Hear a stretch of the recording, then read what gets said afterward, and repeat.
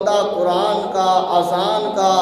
اور مسجد کا، بیت اللہ شریف کا، حرم پاک کا ادب کرتا ہے، وہی بندہ کامیاب ہوتا ہے۔ جو بندہ ادب نہیں کرتا وہ کسی کھاتے کا نہیں رہتا۔ لہذا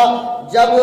یہ مسئلے کی بات بھی ساتھ کرتا چلوں کہ اگر کوئی بندہ چلتے ہوئے بیت اللہ شریف کی طرف صرف خالی تھوک دیتا ہے، کئی تو جو ہے وہ اپنے باتھ روموں کا رخ بھی جو ہے وہ اس طرح کر رہے ہیں بیت اللہ شریف کی طرف، اور پھر کہتے ہیں کہ ہم نے پوچھا ہے، لیکن یہ عملاً مجبوری ہے۔ جب کوئی شمت باقی نہ بچے، کوئی حل باقی نہ بچے، یہ تب جا کر جو ہے یہ اجازت ملتی ہے، ایسے نہیں ملتی۔ جیسے جان جا رہی ہے تو پھر حرام کا جو ہے وہ اجازت ملے گی کہ اس حرام سے اگر تمہاری جان بچ سکتی ہے تو وہ لقمہ جو ہے وہ تم کھا لو، اگر تمہاری جان نہیں بچ سکتی تو